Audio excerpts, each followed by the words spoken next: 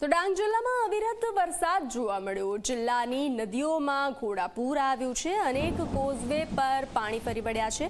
અંબિકા નદી પરના સુસદ્રા કોઝવે ઉપર જીવના જોખમે લોકો પસાર થવા મજબૂર બન્યા છે। જીવના જોખમે નદી પસાર કરતા ગ્રામજનોનો વિડીયો સોશિયલ મીડિયામાં વાયરલ થઈ રહ્યો છે। તો જિલ્લાની નદીઓમાં ઘોડાપૂર આવ્યું છે।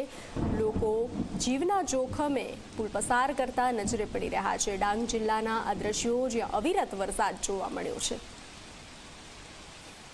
તો આપ આ દ્રશ્યો જોઈ રહ્યા છો। કોઝવે પસાર કરતા લોકો જોવા મળી રહ્યા છે। જીવના જોખમે ડાંગ જિલ્લાના આ દ્રશ્યો છે જ્યાં અવિરત મેઘરાજા વરસી રહ્યા છે। મેઘરાજાની અવિરત ધડબડાટી જોવા મળી।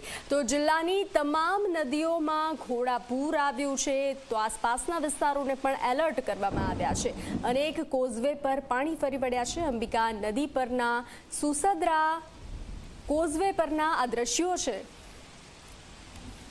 તો ડાંગ જિલ્લામાં સાર્વત્રિક વરસાદ આહવા, વઘઈ અને સુબીર તાલુકામાં ધોધમાર વરસાદ વરસી રહ્યો છે। સુબીર તાલુકામાં ધોધ સક્રિય થયો છે।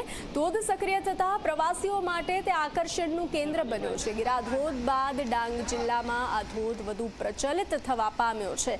તો રમણીય દ્રશ્યો જોવા મળ્યા છે। તો ધોધ સજીવન થયા છે। ધોધ સજીવન થતા પ્રવાસીઓ અને આસપાસના લોકોના આકર્ષણનું કેન્દ્ર બન્યો છે। ડાંગ જિલ્લામાં સાર્વત્રિક વરસાદ જોવા મળ્યો છે। આહવા, વઘઈ અને સુબીર તાલુકામાં ધોધમાર વરસાદ, મેઘરાજાની ધડબડાટી।